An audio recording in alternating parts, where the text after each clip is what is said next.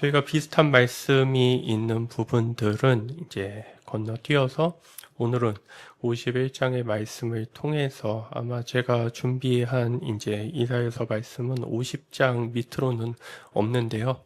이제 저희가 51장의 오늘의 말씀을 정리하고서 이제 이사야서를 상반기 때는 마무리 지어볼 계획을 가져보고 있습니다.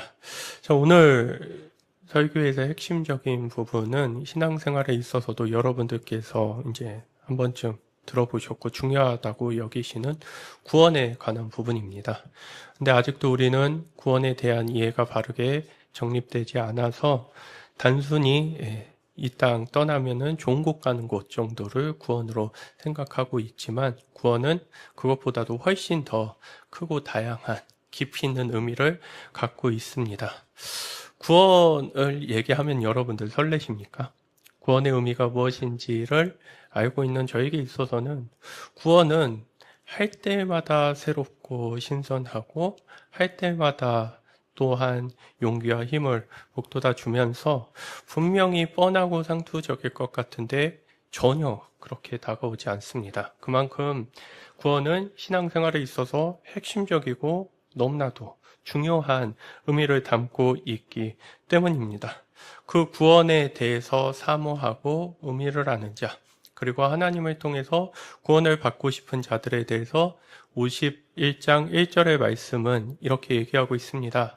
구원을 받고자 하는 사람들아, 내가 하는 말에 귀를 기울여라. 도움을 받으려고 나 주를 찾는 사람들아, 내가 하는 말을 들어라. 그러면서 도움을 찾고 또한 구원을 받고 싶은 사람들에게 있어서 이 다음에 나오는 내용들에 대해서 집중해 보자라고 말합니다. 저 바위를 보아라, 너희가 거기에서 떨어져 나왔다. 저 구덩이를 보아라, 너희가 거기에서 나왔다라고 했을 때 이 표현은 자주 쓰이는 표현이 아닙니다. 여기에서만 볼 수 있는 독특한 표현이라고 할 수 있는데 바위에서 떨어져 나왔고 구덩이에서 거기에서 나왔다라고 하는 의미가 무엇인지를 알기 위해선 2절의 말씀을 우리가 살펴볼 필요가 있습니다. 너희 조상 아브라함을 생각하여 보고 너희를 낳아준 사라를 생각하여 보아라. 내가 아브라함을 불렀을 때 자식이 없었다. 그러나 내가 그에게 은혜를 내려서 그 자손을 수없이 많게 하였다고 하고 있습니다. 아브라함의 하나님께서 부르심을 받았을 때 아브라함에게는 자녀가 없었습니다. 그 당시에 자녀가 없다라고 하는 것은 인생에 있어서 큰 결격적인 사유와 결핍의 이유가 될 수 있는 부분이었습니다. 그러한 절망의 상황, 나는 하늘에 있어서 버림받은 사람이구나 라고 생각했던 그 상황에 놓여 있을 때 하나님께서는 아브라함을 부르셨습니다. 그러한 아브라함을 부르시는 그 하나님의 부르심에 아브라함이 응답해서 비록 그 믿음은 미숙하고 어리숙했지만 그 하나님을 쫓아가는 모습이 창세기 12장에 나타납니다. 그런데 그렇게 해서 엄청난 결단을 했지만 아브라함이 좋은 믿음의 모습을 보여준 것도 아니고 그 엄청난 결단 뒤에 곧바로 그의 선택을 칭찬할 만한 좋은 결과가 나타난 것도 아니었습니다. 그런 아브라함이 이제 어느 상황에 있었는지에 대해서 잘 설명해 주고 있는 부분이 창세기 15장에 나와 있는 말씀입니다. 캄캄한 밤에 희미한 별빛 정도만 보입니다. 햇볕도 아니고 밤이니까 당연히 햇볕이 없겠죠. 달빛도 아니라 아주 희미하게 보이는 그 별빛. 그 별빛을 통해서 하나님께서 말씀하십니다. 앞으로 내가 너를 통해서 저 무수한 희미한 별빛과 같은 너의 별빛의 수와 같은 자손을 너에게 이룰 수 있도록 해주겠다라고 하십니다. 캄캄한 밤에 희미한 별빛, 보이지 않는 인생의 불확실성을 얘기해 주는 것 같습니다. 아무것도 없는 자리에서 하나님 바라보고 나왔지만 여전히 고독하고 또한 실패가 반복되는 낭망하는 자리에서 아무것도 보이지 않았지만 하나님을 붙잡고 한 걸음씩 한 걸음씩 내딛는 그 아브라함의 손을 잡아주시고 이끌어 주신 분이 하나님이시다라고 하는 것을 얘기해 주고 싶은 것입니다. 너희 조상 아브라함을 생각하여 보고 너희를 낳아준 사라를 생각해 보라라고 하면서 자식이 없었고 내가 그에게 은혜를 내려서 그 자손을 수없이 많게 하였다라고 하는 이 지점을 보면은 이제 1절의 말씀이 어떤 의미인지를 알 수 있을 것 같습니다. 1절의 말씀으로 다시 돌아가면은 뭐가 나오죠? 저 바위를 보아라. 너희가 거기에서 떨어져 나왔다. 바위는 무생물체입니다. 바위에게는 어떠한 가능성과 잠재력도 가지고 있지 않습니다. 생명이 없는 돌 가운데서 떨어져 나왔는데 이들은 어떻게 했죠? 많은 생명을 잃었다라고 하는 것을 말씀하고 싶으십니다. 구덩이도 마찬가지입니다. 절망과 좌절의 장소입니다. 어떤 의욕과 소망도 가지지 못하는 그 구덩이에 영원히 머무는 자들이 아니라 나올 수 없고 헤어나올 수 없었던 그 자리에서 하나님은 이들을 건져내셔서 이들이 나왔다라고 하는 것을 알려주십니다. 그러니 아브라함과 사라는 본래 가능성이 없는 사람들, 제대로 살아갈 것이냐라고 질문을 던졌을 때 그렇게 살 수 없던 자들이라는 것을 얘기해주고 있습니다. 구덩이에 있었고 바위의 한 부분과 같았던 이들을 하나님께서는 떼어내시고 건져내셔서 이들을 이끄셨다라고 하는 것을 들려주고 계십니다. 왜 이 말씀을 들려주고 있는 것일까요? 지금 이들이 처한 상황도 마치 돌의 한 덩이와 같고 구덩이에 빠진 것과 같은 절망적인 상황에 있기 때문입니다. 결국 1절과 2절을 통해서 하나님께서는 말씀하고 싶으십니다. 아브라함을 이끄셨던 그 하나님이 지금 너희가 부르는 하나님이다. 그러면 그 하나님은 아브라함을 건져내시면서 새로운 길로 이끌어내셨듯이 너희를 건져내서 새로운 길로 이끌 것이다. 너희에게 생명을 줄 것이다. 그럼 더 확장시켜 가면요. 아브라함의 하나님이요. 이방 땅에 포로로 잡혀서 노예살이하고 있던 이들의 구출하시는 그 하나님이 누구의 하나님입니까? 우리가 믿고 따르고 부르는 하나님이다. 그것을 우리는 이 자리에서 생각해 볼 수 있습니다. 그러니 이들을 회복하고 건져내시면서 이끄셨던 것처럼 너희도 회복하고 건져내고 이끌어 가겠다. 그것이 하나님께서 보여주시는 약속이자 말씀이라고 할 수 있습니다. 이러한 이들의 모습에 대해서 3절은 이렇게 얘기하고 있습니다. 주님께서 시온을 위로하신다. 하나님의 백성을 지칭하는 그 단어겠죠. 시온을 위로하신다. 그 모든 황폐한 곳을 위로하신다. 주님께서 그 광야를 에덴처럼 만드시고 그 사막을 주님의 동산처럼 만드실 때 그 안에 기쁨과 즐거움이 깃들며 감사의 찬송과 기쁜 노랫소리가 깃들 것이라고 하고 있습니다. 모든 황폐한 곳을 위로하시는 하나님은 다시 그곳이 살만한 세상, 살만한 곳, 살만한 가정, 살만한 교회가 되기를 꿈꾸시고 바라신다는 마음을 보여주고 계십니다. 하나님의 성과 사랑이 다시 움틀 수 있는 곳이 되느냐, 될 수 있느냐라고 했을 때 하나님은 그렇게 하신다고 하십니다. 광야를 에덴처럼 만든다고 하십니다. 사막을 주님의 동산처럼 만든다고 하십니다. 아까 아브라함의 이야기처럼 혼자가 아니면 부부가 번성하여 다수가 되면서 하나님의 약속을 이뤄내는 가정 위에 서 있었던 것처럼 시온의 폐허와 광야는 하나님께서 창조하셨던 에덴 동산의 아름다움을 회복할 것이고 그 과정은 억울함과 불평과 원망과 하소연이 아니라 감사의 찬송과 기쁜 노래소리가 들릴 것이라고 하십니다. 그러니 우리가 구원을 받은 자라고 한다면은 우리는 이러한 역사의 한가운데 있는 사람들입니다. 우리가 하나님의 구원과 통치와 다스림 안에서 하나님이 하시는 일을 본다면 광야가 에덴처럼 만들어지는 역사를 보게 되고 사막을 주님의 동산처럼 만드시는 일이 무엇인지를 직접 확인하게 됩니다. 사망이 주님의 동산처럼 되는지를 환상으로만 우리가 그려보는 자들이 아니라 그것이 점점 어떻게 이루어지고 우리 눈앞에 펼쳐지며 하나님이 어떻게 회복시켜 가는지를 볼 수 있게 됩니다.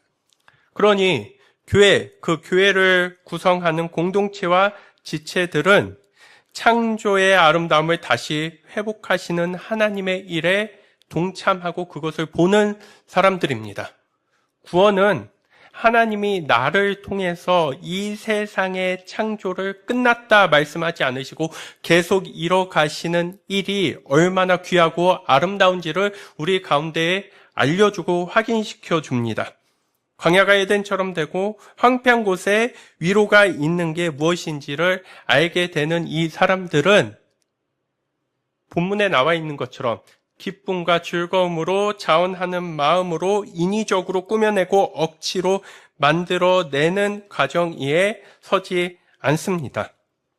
이 과정들 안에서 하나님을 보고 하나님의 역사심을 보고 하나님의 이끄심을 보고 하나님의 다스림을 보는 모습 속에서 주님이 위로하시는구나. 황폐화되어 있고 폐허가 되어 있는 나의 내면, 나의 공동체, 나의 가족을 주님께서 어루만져 주시고 주님께서 다시 회복시키시려고 하시는구나 라고 하는 것을 주님과의 긴밀한 관계를 통해서 알 수 있게 됩니다. 인생에 있어서 우리가 아무리 애쓰고 노력한다 할지라도 실패를 피할 수 없는 자들입니다. 좌절하지 않고 등 돌리지 않고 하나님을 배신하지 않는다 할지라도 어느 순간 하나님과 멀리 떨어져 있으며 하나님이 나를 돌에서 떨어뜨려내고 구덩이에서 건지셨던 그 역사를 잊어버리는 것이 바로 우리입니다. 그러한 우리가 하나님을 떠나서 황폐화된 자리에 있을 때 너희들이 저지른 일이니까 너희들이 알아서 수습해라고 말씀하지 않으시고 다시 그것들을 회복시켜 가려고 하시는 것이 하나님께서 하시려는 일입니다. 모든 황폐한 곳에 뭐가 있을 수 있습니까? 교회가 있을 수 있고 신앙을 가진 가정이 있을 수 있습니다. 에덴 동산도 보시기에 너무나 아름답고 잘 다스려진 장소라고 말씀하셨지만 그 안에 인간의 이기적인 욕심이 들어갑니다. 자기 자신을 하나님처럼 절대적인 옳음으로 여기는 마음들이 들어갑니다. 그 에덴 동산에 그래서 가시와 엉겅퀴가 자라게 되었고 그곳은 더 이상 살만한 곳, 하나님이 보시기에 아름다운 곳이 되지 못했습니다. 그런데 그것을 내버려 두고 방치하시는 것이 아니라 그것을 뭐 하신다는 것입니까? 회복시키신다는 것. 그것이 하나님이 주시고자 하는 위로입니다. 잘못을 안 하는 것은 참 중요하겠죠. 특히 교회라고 하는 곳은 더욱더 잘못을 하지 말아야 됩니다. 근데 문제는 뭘까요? 아무리 그렇게 애쓰고 힘써도 여러 문제들과 잘못한 모습들이 펼쳐지는 것 또한 교회입니다. 그러면은 교회가 하나님의 다스림과 통치 안에 있다면 그 잘못된 모습들을 어떻게 수정하고 보완하고 다시 이어나가고 하는 모습들을 보여줄 수 있느냐가 하나님의 다스림 안에 있는 증거이자 또한 우리가 하나님을 쫓는 믿음의 본 모습이라고 할 수 있습니다.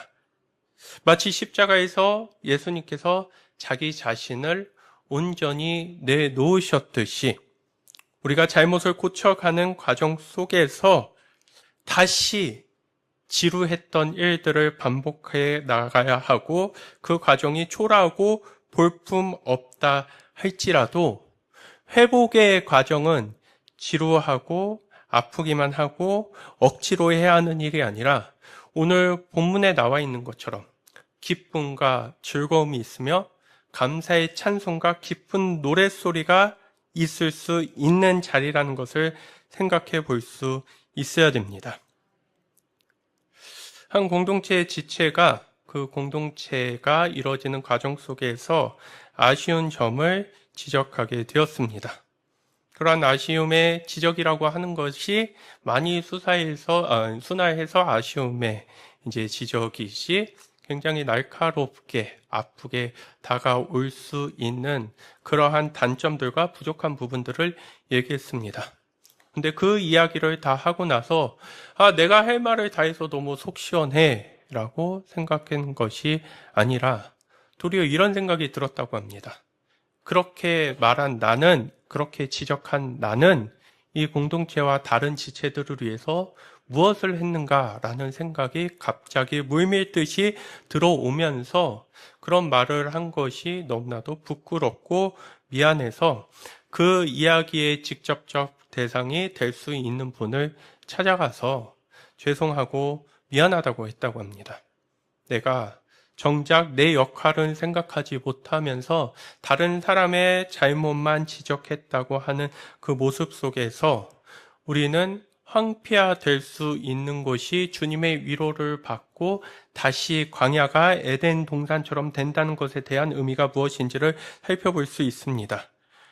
교회는 불편한 관계를 통해서 때로는 낭망하다가도 회복하면서 이어나가는 것이 즐겁고 사람들과 함께 교제하고 나눔을 가지는 일 또한 즐겁고 하고 싶은 일이 되고 그 과정 속에서 더 잘하는 모습이 무엇인지를 생각해 볼 수 있을 때 하나님의 생명에서 끊어지지 않았다고 말씀드릴 수 있습니다. 우리는 하나님 안에서 잘못을 고쳐가며 다시 이어나가고 회복하는 과정 속에서 사람과의 이어짐을 넘어 그 모든 과정을 통해서 위로하시는 하나님의 손길과 우리를 인도하시는 은혜가 무엇인지를 느껴보았으면 좋겠습니다. 4절의 말씀에서는 이렇게 넘어갑니다. 나의 백성아, 나의 귀를 기울여라. 나의 백성아, 내 말을 귀담아 들어라. 법은 나에게로부터 비롯될 것이며, 여기에서 법이라고 하는 것은 옳고 그름의 기준을 가리는 잣대라고 할 수 있을 것입니다. 그것이 보통 일반적인 사람들에게는 누구에게 있습니까? 자기 자신에게 있습니다. 그런데 그 법은 정확히 말하면은 하나님을 믿는 사람들에게는 누구에게 있다는 것입니까? 하나님이 기준이 된다라고 하는 것을 가르쳐 줍니다. 비롯될 것이며 나의 의는 만백성의 빛이 될 것이라고 합니다. 여기에서 우리가 익히 들어왔었던, 몇 번을 반복해서 들어왔던 쯔다카와 미슈파트가 나옵니다. 한국어 번역으로는 다 의라고 표현되어 있기 때문에 이게 쯔다카인지 미슈파트인지 잘 모를 수 있는데요. 4절에 나와 있는 의는 미슈파트입니다. 이 미슈파트가 뭔지 기억나십니까? 우리가 흔히 생각하는 사법적 정의입니다. 악한 자를 벌하고 선하게 사는 자를 보호하기 위해서 옳고 그름을 가릴 수 있는 그 기준을 가리켜서 미슈파트라고 얘기합니다. 그 미슈파트가 하나님의 옳고 그름을 판단하는 잣대와 기준이 만 백성의 빛이 될 것이라고 얘기합니다. 그만큼 이 상황은 지금 어떤 상황을 생각해 볼 수 있습니까? 각자의 옳음과 그름의 기준을 가지고서 서로 혼란스럽게 다투고 분열하는 과정 속에서 조화라고 하는 것은 전혀 이루어지지 않습니다. 법이라고 하는 게 우리의 숨을 턱 막히게 하면서 답답하게 여길 수 있는 것처럼 여겨지지만 정작 기본적인 규칙과 법이 없는 공동체와 사회라고 하는 것은 무질서와 하나님의 조화가 이루어지지 못하는 것을 볼 수 있습니다.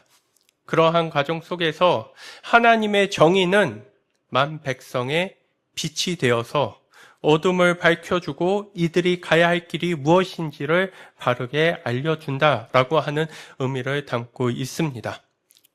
그러니 하나님을 믿는 과정 속에서 우리가 우리 자신을 성찰할 수 있는 가장 중요한 기준은 무엇이냐면은 옳고 그름의 기준을 절대적인 나의 경험과 나의 판단과 나의 이성으로 두는 것이 아니라 하나님의 입장에서, 예수님의 입장에서 생각해 볼 수 있는 것입니다.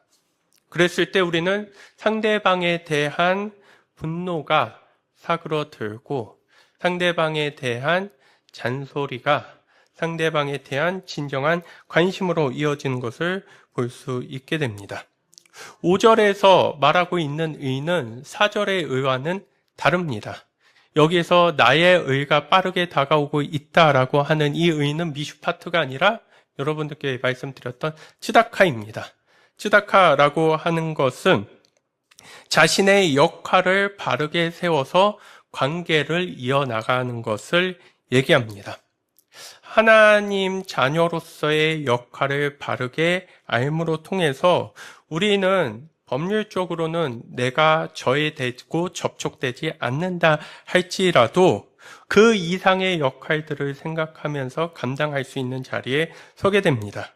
예를 들어서 미슈파트는 훔치면 안 돼, 다른 사람에게 피해 주면 안 돼 라는 것 정도를 얘기할 수 있겠지만 츠다카는 훔치지 않고 피해 주는 것을 넘어서서 다른 이에게 유익을 주고 도움을 줄 수 있는 일이 무엇인가를 생각할 수 있도록 만들어줍니다. 그래서 자신의 역할에 본분에 충실하는 그 과정 속에서 미슈파트가 미치지 못한 곳을 누가 커버해주고 보완해준다는 것입니까? 츠다카가 커버해주고 보완해준다라고 말씀드릴 수 있습니다. 그러한 하나님의 의가 빠르게 다가오고 있고 나의 구원이 이미 나타났으니 내가 능력으로 뭇 백성을 재판하겠다라고 얘기합니다. 재판에서 여기에서 재판을 뭐로 하는 거죠? 미슈파트로 하는 게 아니라 뭐로 한다는 것입니까? 츠다카라고 한다는 것은 무너지고 어긋난 가치를 다시 세우면서 그 안에 있는 자들이 각자의 역할과 본분을 다시 회복하고 감당할 수 있도록 만들어 주겠다는 것입니다. 이 모습이 얼마나 아름답고 의미심장했는지 하나님을 믿지 않는 다른 사람들이 보는다 할지라도 섬들이 나를 우러러보며 나의 능력을 의지할 것이라고 하는 표현으로서 이러한 하나님의 모습 안에서 이루어지는 구원을 다른 사람도 얻기를 갈망한다라고 표현해 주고 있습니다. 이러한 모습 속에서 우리가 생각해 볼 것은 선교라고 하는 것은 흔히 교회를 짓고 그 다음에 사회 기반 시설을 짓고 그 다음 거기에서 어떤 성경을 읽게 하는 차원으로 많이 생각합니다. 맞습니다. 그러한 활동들이 선교가 충분히 될 수 있습니다. 그런데 그러한 활동들 안에 하나님의 선교라고 하는 부분을 생각해 본다면은 무엇을 담을 수 있어야 된다는 것입니까? 하나님의 정의와 인애, 하나님의 공의와 사랑을 담을 수 있어야 함을 얘기해 주고 있습니다. 이러한 모습들 안에서 6절의 말씀을 읽어보시겠습니다. 눈을 들어 하늘을 쳐다보아라. 그리고 땅을 내려보아라. 하늘은 연기처럼 사라지고 땅은 옷처럼 헤어지며 거기에 사는 사람들도 하루살이 같이 죽을 것이다. 그러나 내 구원은 영원하며 내 의는 꺾이지 않는다라고 얘기를 합니다. 여기에서 6절의 이 말씀을 통해서 얘기해 주는 것은 무엇일까요? 영원할 것 같은 이 세상이 찰나이자 그렇게 영원하지 않고 길지 않으며 짧다라고 하는 것을 얘기해 주고 있습니다. 근데 우리가 근시안적인 시각을 가진다라고 하는 것은 항상 영원하고 참된 가치를 붙잡으면서 살아가기보다는 당장 손에 잡히고 눈에 즐겁고 우리에게 유익이 되는 것과 같은 일들만을 찾아 나가는 모습들을 볼 수 있습니다.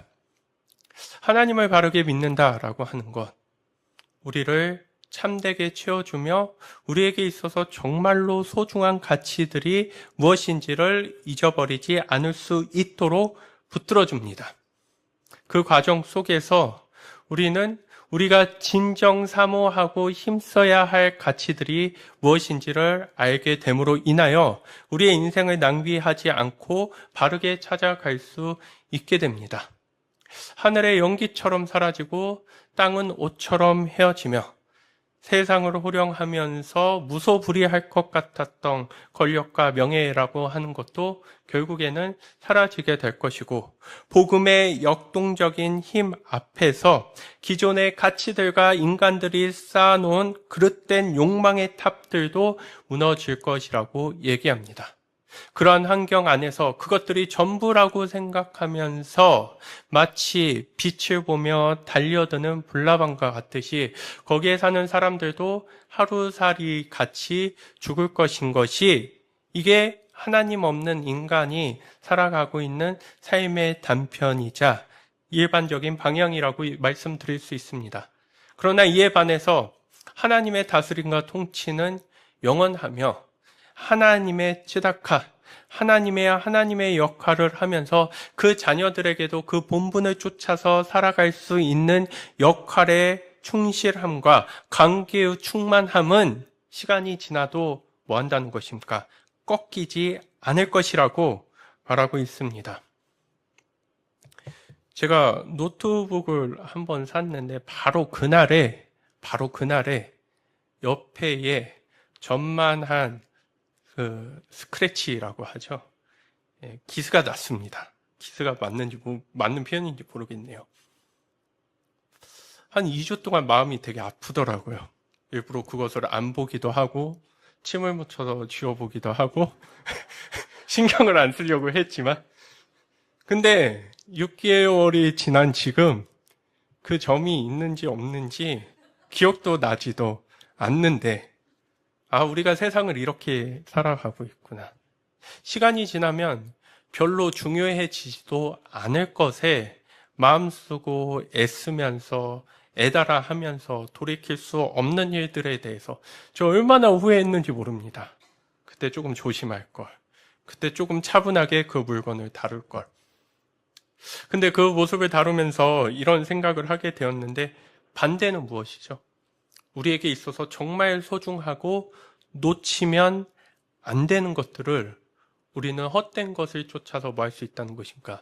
놓칠 수 있다는 것입니다.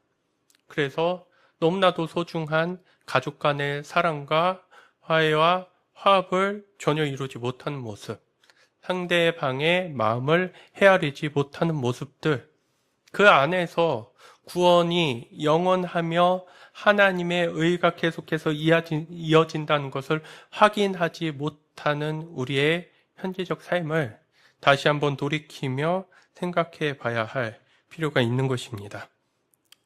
덧없이 사라질 유한성을 이렇게 표현해 주고 있다면, 진짜 영원한 사람을 사람답게 만들고 잘 살았다라고 이야기할 수 있는 삶을 만들기 위해서 하나님은 우리를 초청하시고 부르시며 복음 앞에 세워주시는 것입니다. 7절의 말씀을 보겠습니다. 의를 아는 사람들아, 찌다카를 아는 사람들아. 하나님은 하나님의 역할을 진짜 잘하시는구나. 정말 성실하시구나. 최선을 다하시는구나. 그러한 하나님의 찌다카를 보면서 그 의를 자신의 의로 삼아 나아가는 사람들. 나도 하나님을 닮아서 내게 주신 역할에 충실히 살아봐야지. 더 잘해봐야지. 그것을 잘 갖고 봐야지. 그것이 의를 아는 사람들이라고 한다면, 마음속에 내 율법을 간직한 백성들아, 마음속에 하나님의 말씀을 간직해서 자신의 감정과 생각과 판단을 거슬려서 하나님의 기준을 쫓아서 살려고 하는 사람들. 그러니까 이 사람들은 어떤 사람이죠? 요즘 세상말로 그러죠. 찐이다. 진짜다. 라고 하는. 진짜 하나님의 사람들아, 내가 하는 말을 들어라. 사람들이 비난하는 것을 두려워하지 말고 그들이 비방하는 것에 놀라지 말라라고 얘기합니다. 하나님을 기억하면서 바르게 산다라고 하는 것이 사람들로부터 박수받고 환영받고 격려받는 일이 아니라는 것입니다. 단순히 종교적 일을 하는 것을 넘어서서 내가 선하고 바른 가치를 쫓아서 하는 일 위에 서 있다 할지라도 뭐가 있다는 것입니까? 비난이 있고 비방이 있다는 것을 말합니다. 그런데 진짜 하나님의 자녀들아, 그러한 비난을 두려워하지 말고 비방하는 것에 놀라지 말라라고 합니다. 우리가 비난을 받고 비방을 들을 때 우리 가운데 찾아오는 두려움과 공포는 무엇입니까? 내가 어울리는 집단 가운데서 제외된다는 것, 배척된다라는 것이죠. 근데 우리의 소속과 그 정체성과 그 연결을 하나님께 두고 있다면요. 그러한 비방과 비난이 우리 가운데 찾아온다 할지라도 내가 의기소침해지고 힘들어하는 것이 아니라 그 자리를 털고서 일어설 수 있는 모습으로 나아갈 수 있다는 것입니다. 8절의 말씀에서 이렇게 얘기합니다. 8절의 말씀을 보시면 좀이 옷을 먹듯이 그들을 먹을 것이며 벌레가 양털을 먹듯이 그들을 먹을 것이라고 얘기합니다. 이들의 모습을 보면은 그들이 영원히 멸망하지 않고 계속해서 그 악한 일들 속에서 자신들의 세력을 유지하면서 득세할 것 같습니다. 무너지지 않을 것 같습니다. 그런데 그들의 죄는 그들을 좀이 옷을 먹듯이 먹을 것이고 벌레가 양털을 먹듯이 점점 좀벌레가 옷 먹는 거 보신 적 있으십니까? 처음에는 작은 구멍이 시간이 가면은 점점 커짐으로 인해서 그 옷을 수선해서 입기에도 어려운 지경에 이르고는 합니다. 마치 그러한 모습처럼 악한 사람들이 일시적으로 번영하고 성공하며 그들의 세력을 끝내 놓지 않은 것 같다 할지라도 그들이 추구했던 삶의 가치와 방식들은 그들을 좀먹을 수 있다는 것을 얘기해 줍니다. 이것도 마찬가지로 일시적으로 더덥고 유한한 인간의 가치와 방식을 가리키고 있다면 하나님의 제작하는 영원하며 나의 구원은 세세에 너희가 이 땅에 발붙이고 사는 동안 설령 이 세상을 떠난다 할지라도 그 이후에도 계속해서 세상에 존재하는 한 하나님의 구원은 여전히 남아있는 것을 얘기해주고 있습니다. 그러니 진리를 쫓아서 살아가는 삶이 가져다 주는 고난과 아픔은 일시적인 반면에 하나님의 통치권과 구원의 성취들은 영원할 것이라고 얘기하면서 회방과 비방이 있다 할지라도 그곳을 정직하고 바르게 살아가는 모습들이 필요하다는 것입니다. 악인의 번영을 부러워할 필요도 그리고 그 반대편에 있는 자신을 초라하고 서글프게 여길 필요가 없습니다. 아직 인생 끝나지 않았고 여러분들이 그거 아니면은 나는 실패했고 나는 끝났어 라고 하는 것들이 아까 말씀드렸던 것처럼 하나님 안에서 눈을 뜨고 바르게 잡아가는 과정 속에서 시간이 지나면은 별거 아닌 것으로 판명될 수도 있습니다. 눈에 보이는 일시적인 것들을 통해서 눈에 보이지 않는 영원한 가치를 산다는 게 어렵다 할지라도 우리는 하나님을 통해서 그 길을 향해 나가는 자들입니다. 유혹은 찾아옵니다. 어떤 유혹일까요? 나도 똑같은 마음으로 똑같은 생각으로 대갚아주고 싶고 더 심하게 하고 싶고 복수하고 싶고 더 행패를 부리고 싶은 마음이 굴뚝같이 찾아올 때가 있습니다. 그런데 생각합니다. 인생 이게 전부가 아니지. 내가 이 땅만 살고서 없어질 거 아니지. 내가 이 안에서만 있고 그냥 소멸할 존재가 아니지. 라는 것을 생각해 본다면 우리에게 찾아오는 유혹, 똑같이 대해주고 싶고 똑같이 대갚아주고 싶은 마음을 내려놓고서 바르게 찾아갈 수 있는 자의 자리로 나갈 수 있게 됩니다. 그 과정 속에서 생각해 볼 필요가 있습니다. 다 이해받고 다 헤아림을 받으려고 하는 우리의 욕심을 봅니다.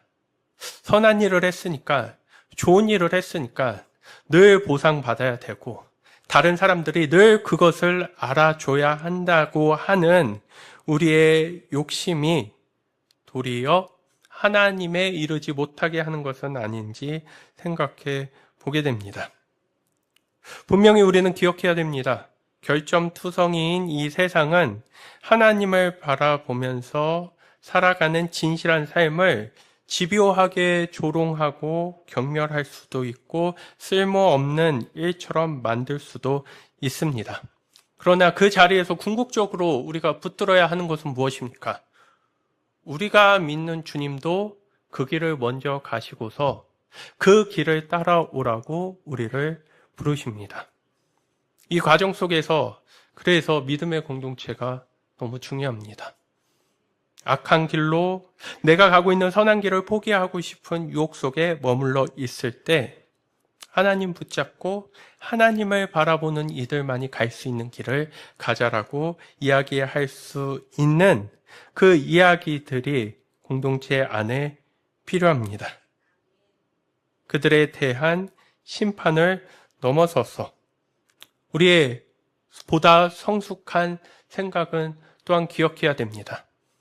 내가 잘했다고 해서 박수 쳐주고 항상 잘했다고 격려해 주는 사람만 있지 않다는 것을 알므로 인해서 뱀처럼 지혜롭고 비둘기처럼 순결하게 우리가 우리 앞에 당장 펼쳐져 있는 세상의 평판에, 세상의 가치에 먼저 마음을 두기보단 하나님을 기억하며 그분을 쫓아서 나아갈 수 있는 자의 자리에 서야 할 것입니다.